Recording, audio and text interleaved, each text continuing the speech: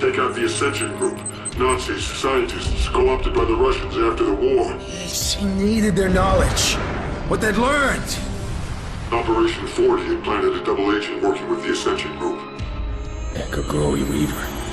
His mission was to sabotage the rocket. But something went wrong, Mason.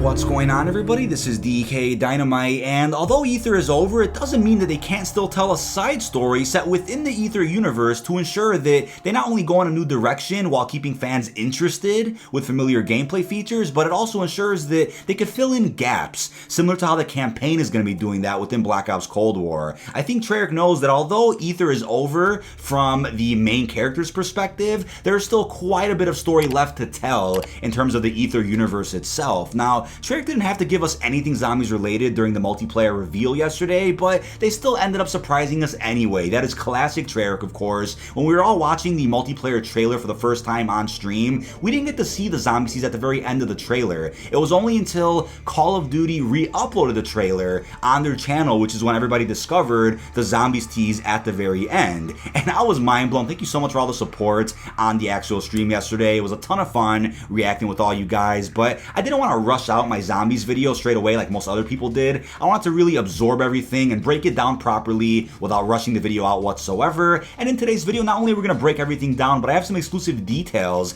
about the new storyline they are going to be telling within Black Ops Cold War Zombies. Definitely stay tuned. But taking a look at the footage we got to see at the very end of the multiplayer trailer, we look at the 1911, and the way the character's holding the pistol kind of screams that this isn't actual gameplay footage. It's more of a cinematic look at the zombies mode. People were pointing out that he's holding a weapon as if it's like in VR mode, and hey, if they do VR zombies for PlayStation this time around, that would be amazing. I would love to see that, but pretty sure it's just a cinematic shot, not some VR gameplay. We hear the jug jingle, which is a bit ironic considering that everybody out there was like, I really hope during the zombies teaser for Cold War we get to see the jug machine, and Treyarch definitely delivered on that. They were definitely listening to what we wanted to see in a zombies reveal at some point, which was amazing. We get to see a monkey bomb, so once again further proving that this is set in the Aether universe. We see some nuclear weaponry, a yellow-eyed zombie indicating that Sam is likely in control. We get to see a lab-looking area as well, which looks pretty familiar, which we'll get into in a second, but I think the big thing about this was that we saw a very 80s take on Nocturne Toten. Now, what's interesting about Nocturne Toten is that we have seen it in every Black Ops iteration. I mean, we've seen it in World at War, Black Ops 1, 2, and 3. I mean, twice in Black Ops 3 to be exact. We didn't get to see it in Black Ops 4, but we're definitely going to be seeing it here in Black Ops Cold War. Now, before you get upset about seeing Noct yet again,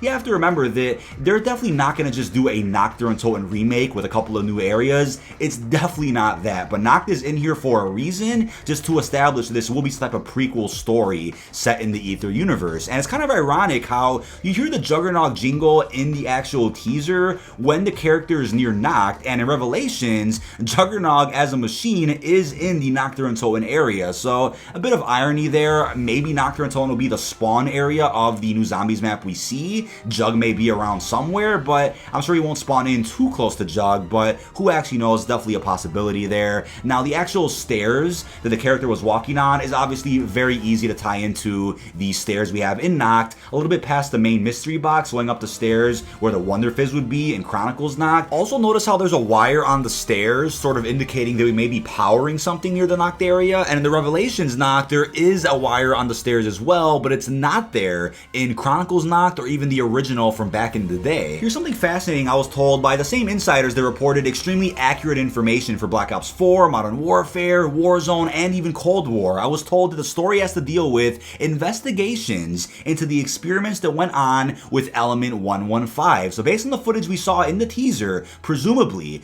a campaign crew will be set on the map to investigate what the Russians were doing with some of the German research dealing with Element 115. So we'll be seeing both Russian and German zombies throughout some of these maps, and we'll talk about the campaign crew in a second because that is a huge topic that I cannot wait to break down. But first, I was also told by insiders that when it comes to transit, and I was told this quite a few months ago now, when it comes to transit, I quote, "It's transit, but ...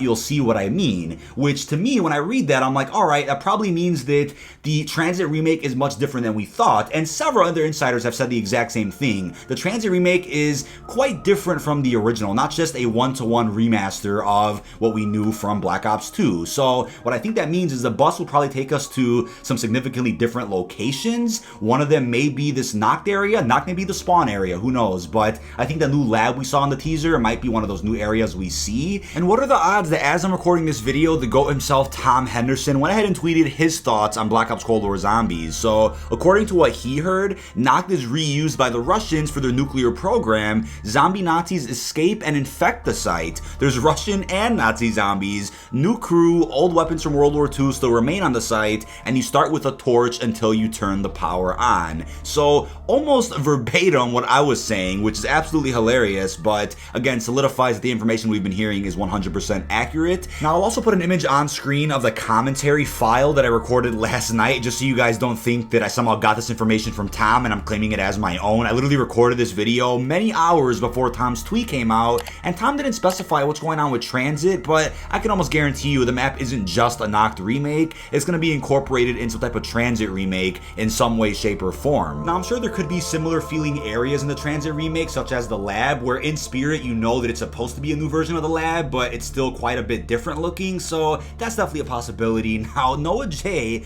also got a glimpse of the zombies menu, and when you take a look at it, it's pretty dark. Kind of reminds me of the Exo Zombies menu a little bit. I'm not sure how you guys feel, but you could see a pretty animated zombie there in the menu. The mode is of course locked, he was not able to play it. People were pointing out they look like Ted, and again I could see why when it comes to the hat, but again Ted didn't invent hats. I think Russian and German officers wore similar hats, so it's probably a Russian or German zombie there at the main menu. So people also were pointing out that the transit bus could be seen on the menu because of those three lights, and I can almost guarantee you that's not the bus, but hey, if it is, that's even better.